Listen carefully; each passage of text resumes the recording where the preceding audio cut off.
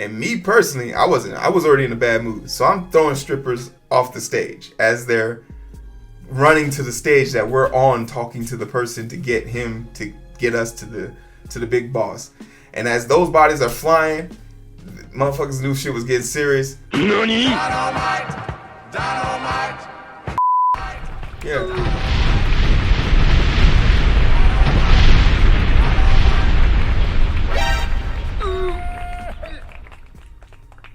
Yeah. How we doing, everybody? Welcome. My name is Heero. This is the Identity Booth. And this is my monthly roundup for June. Today is 6/30, 2023. It is a Friday night. I just woke up from my nap. I was drawn so comfortably. Fresh retwist. Thanks to the two twists. Thanks, Soups, for the retwist. My award ceremony went great. I look fresh, but I had to leave before I could get edged up. I had a emergency at work, but nonetheless, this is a roundup for the week. Not week, the month. But we're gonna divide this up into 3 topics. So all collectively, I don't know. I'll probably drop this like by itself, the whole, and then I'll come back and like separate them. So we'll start off with the highlight of the month, which was Juneteenth for me. Juneteenth, some incredible things happened. Boy, I'm yawning. Because I'm not tired. I just woke up.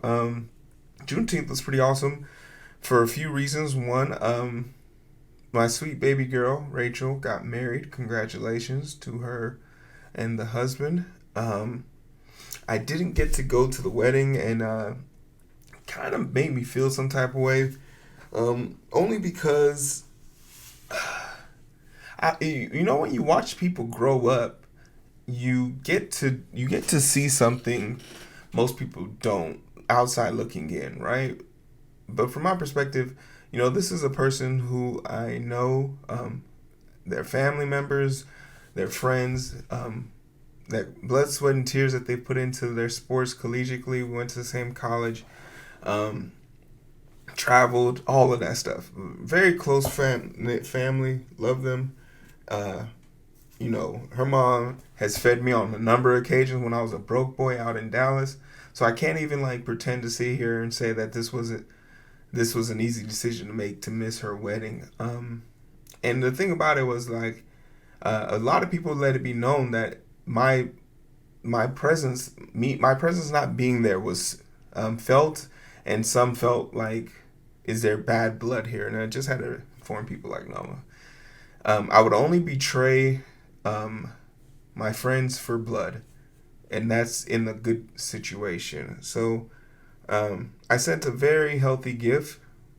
I hope my gift was substantial. But you know, when you're that close to somebody, being there is more important. Period. That's why you see those dads who work hard as hell to buy their kids whatever they want, but all their kid really wants is just for you to go play catch with them. You feel me? Just go play catch. Go play catch with your broke ass kids.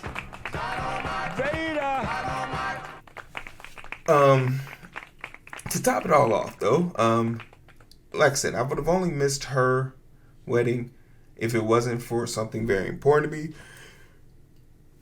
God, I'm gonna stop yawning, y'all. Damn, I just woke up. Like literally, just woke up like 15 minutes ago. I took a nap at 4. I was like, okay, I'm gonna just take this quick power nap, go to the gym, start my weekend strong. That is not the fact. I woke up, it was pitch dark. It's 9 o'clock. I woke up 15 minutes ago. So I know I'm not going to sleep anytime soon. So I was like, might as well film this shit. And like I said, I missed her wedding because I was with my brother for his bachelor party. I am the best man of my brother. Look at this lovely picture of us. Maybe I found a good picture of us and not one like childish, embarrassing one. But we went to Medellin, Colombia, and I have to say, we're doing it wrong in this country, man. I felt for what I paid for that trip. I got so much for my money. The countryside, gorgeous. The things I'm gonna be drawing off of just my experience there, motivating.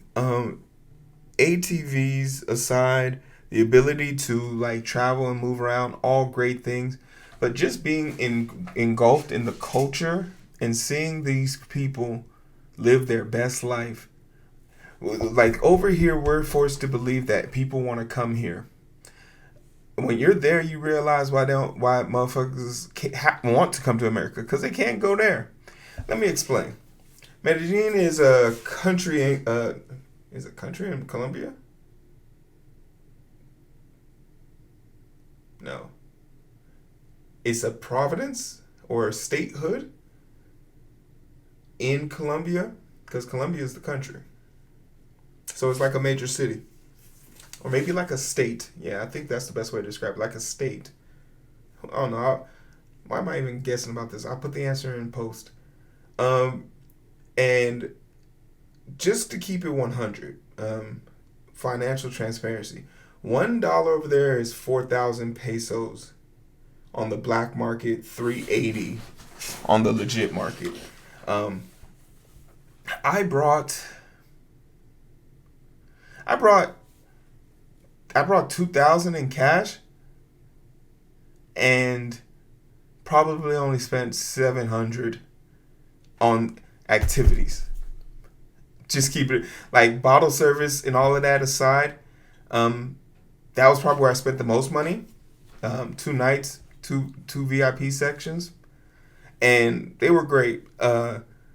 Money is super like liquid there. For $50,000, if you make $50,000 a year here in America and you can work remotely, I would live in Medellin. It's non-negotiable, really. It's really just non-negotiable. It is a territory. The politics and the social structure of it was so fascinating to me. Like, you really get a firm understanding of what it means for your country. And like the city streets of Chicago and bridges in Philly are falling apart. And over here they got establishments being literally built by gang members because they understand peace brings about tourists, and tourists bring about money. It's a tourist country, state, or area, so it is very tourist friendly. But when I say it's tourist friendly, do not think for 1 second you're about to be coming here speaking English. I've spoke the most Spanish I've ever spoken in my life, and I had to take Spanish not only once in fucking high school, but also in college. They are not interested in compromising themselves to appease you or to try and inundate themselves. There are a few people in the land who are fluent in English, but not 80% of the time, if I couldn't survive off of I have basic Spanish understanding and basic like communication. So like communication for food, going somewhere, asking for directions, saying I need help, medical emergencies. Like, I learned enough Spanish to do that. But everywhere else and everything else, you needed your phone to Google Translate. And it's a great tool. You talk to it, it says it in Spanish, and then it hears the person back out. Must have. And also make sure you get a data plan with your cell phone provider so you can use your phone in the country. But it is a must have. Because people aren't interested in trying to accommodate you in that realm. And I think it comes from a cultural perspective where it's like not letting the Western impact you too much.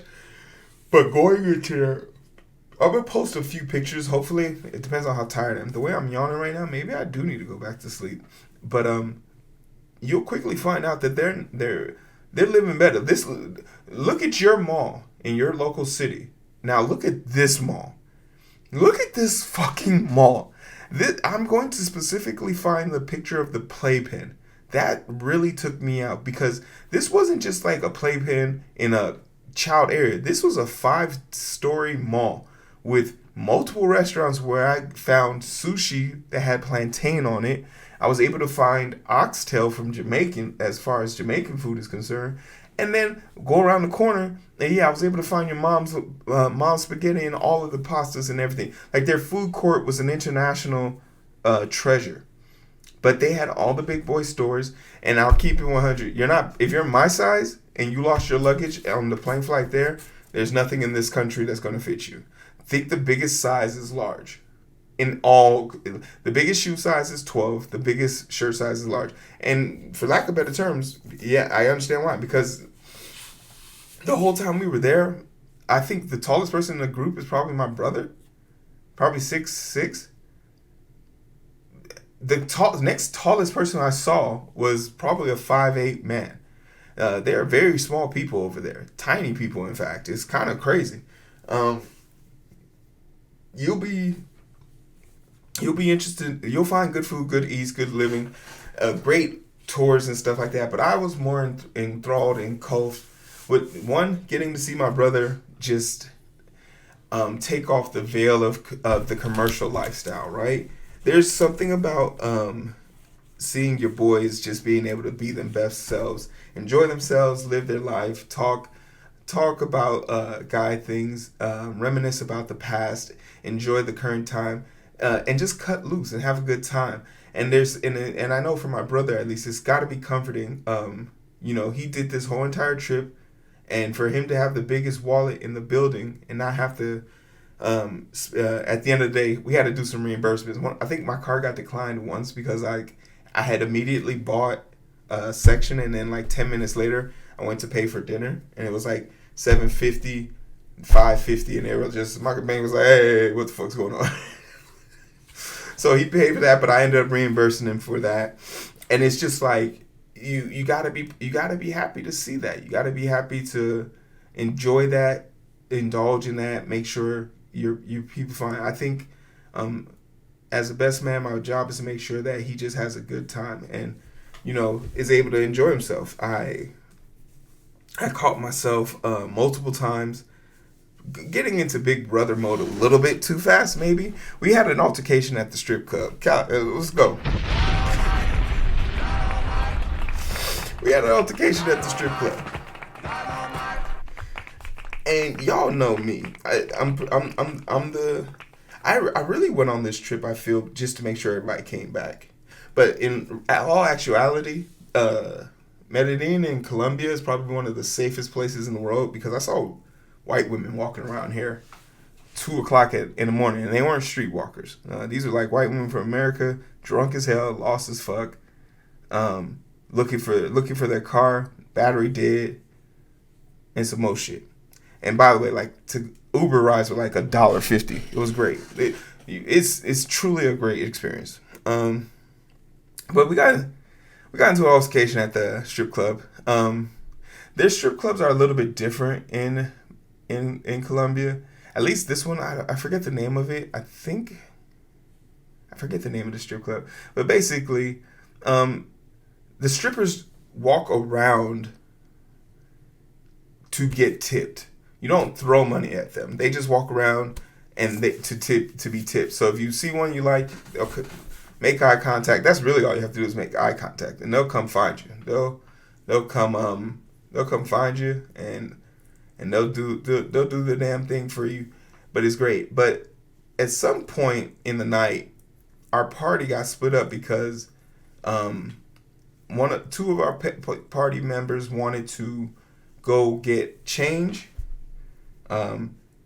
So they left and got changed, came back, and then after paying our tab, we were going to leave.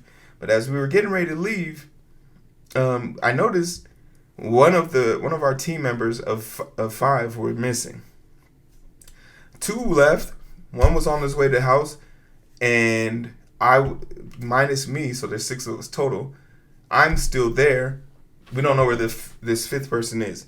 So obviously, I go up to the front desk. I'm like, hey, I see there's a camera right here, and then there's a camera out there for the pickups. If you can just show me on camera that this person left, we'll be on our way. And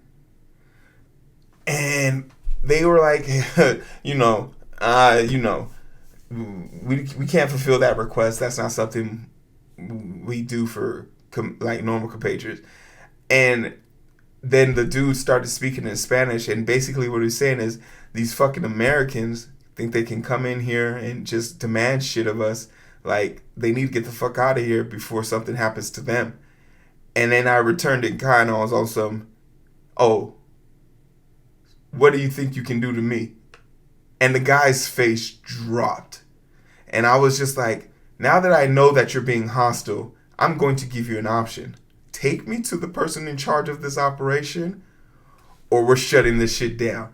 And at that point, like, their security guards showed up. But when you think about it, like I said, the tallest person there is 5'8". I had at least an army with me. My boys weren't going. So we were just on some, y'all don't have a shot. And simultaneously, the room started to figure out there was tension. And there was this group of people who I guess wanted to, it's like putting blood in the water of a shark tank. He threw money into the air, which caused a frenzy.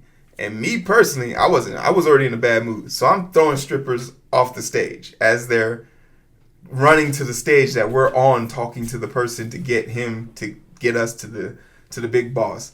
And as those bodies are flying, motherfuckers knew shit was getting serious. We ended up calming the situation down. We agreed that I would go look at the cameras and figure out what's going on. Turns out he did leave. He ended up getting into an Uber. We were able to get the license plates, run it back through Uber, and they were able to send me confirmation of his last known location. And the Uber driver even called us to confirm that he had been dropped back off at the house. More of the story is, find someone that they ain't don't give a fuck, right? Find someone that's gonna make sure you get home. Because me personally, if I had showed back up to America without everybody, my mom would have sent me back. She says, "What? You came back without everybody? Heero, get back on the plane. Go back and get our people. Are you mad? Me personally, I wouldn't have left the country because there's no way I would be allowed back into America without everyone there. But ultimately, it was all for fun. Like, all jokes aside, he was just drunk and his battery had died. Which, in that situation, you're new to the area, you don't know much. But knowing what I know now about Medellin, this is a place, like, once again, the last night we were there, I distinctly remember seeing three white women walking down the street, drunk as hell, battery dead, can't find their car. And I was just like, these motherfuckers don't care about anything. And the big reason for that is because the cartel runs that country or that area. And in their mind, peace lets them work freely. Like, it's kind of interesting to hear the stories. I wanted to do the tour for Pablo Escobar, but come to find out, Pablo Escobar was hated in that area because if you can take it into consideration, people used his name to put fear into other people. So, let's say you were running a business or whatever, and someone wanted to get something for free from you. They would be like, "Do this," and you'd be like, "No," or "I'm gonna tell Pablo that you said no to him," and then you'd be like, "Oh shit, does this person really know?" Like, so his name was used to inflict fear into people, and that's like a bad legacy. That's the worst kind of legacy, right? The newer version of the cartel out there, man, they have a business model, and they're basically saying, we will take care and make sure the streets are safe, make sure people are clean, protected. Homeless people clean up there in order to get their stipend for 3 square meals. They have to come back with a certain weight of trash from the night's activity in the morning, and it gives them a voucher to go get 3 meals from any of the restaurants that are paid in full. That's fucking genius. You feel me? I went to their hospital, to their pharmacy, to just to look at the prices and stuff. The nerd in me, really. An albuterol inhaler that cost up here $65 cost there 20 cents. Insulin, I could have made a gangbuster on insulin because a month's supply $39.99. A month's supply $39.99. And when I said like months, I was infatuated with like, what do you mean a month? They're like, oh well, if you take 4 pills, they have month supplies. Like, so they know like people come here just to grab certain amounts, but they have like year supply and stuff like that. It was fascinating to see how there is going.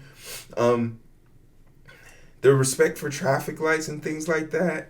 I was just overall, I'm very impressed. And if I ever find myself in a situationship where like I find me a travel boo who really wants to travel and do stuff, where I can travel but I don't have to do anything.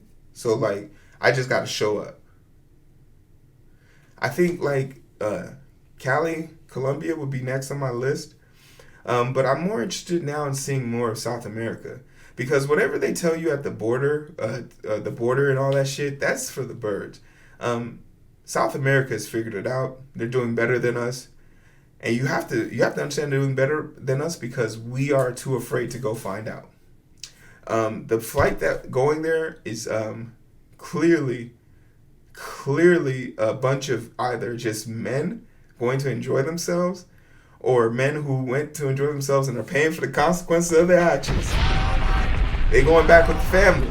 Hey, we got to go say hi to your grandpappies because, I found your mom here and now your mom's your mom. And, she's like, it's just great to see it because you can just see the look on her face like, yeah, fuck it. Yeah, she got me. It's all right. But I definitely want to do another trip.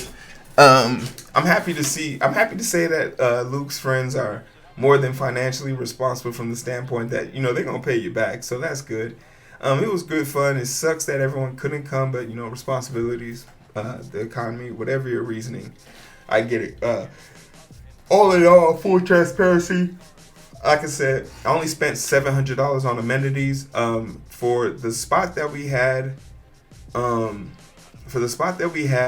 all the activities and everything that we did,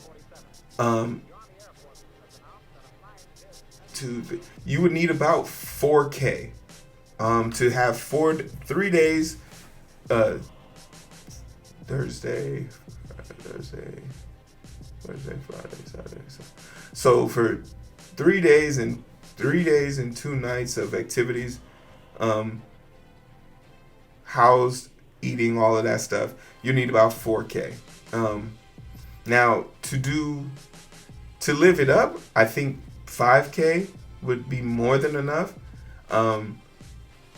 Don't be like me and end up going home with 10 bands. I went home with 100,000 pesos, and as soon as I crossed the border and looked at this is colorful toilet paper. You feel me? I can't do shit with this here in America. I don't even think anyone would take it from me. So right now it just sits in the back next to my Monopoly money. I think I'll use it for like when I start playing poker games. I'll use that as the currency. Like that'll be the currency that we use. So it was super cool. I had a good time, but I'm more interested in hearing about where y'all think I should go next. I want to go somewhere once again where there's Japan. We're gonna go to Japan. Yeah, fuck it. Before like shit gets out of control, especially now that things have calmed down. Let's start. In Australia, it's still on the list. I have to go see Mr. Sunday. We got plans, but that's just my point of view. That's my story on it. Let me know what you guys think about it. Any questions, comments, concerns, leave them in the description below. This shit was going on.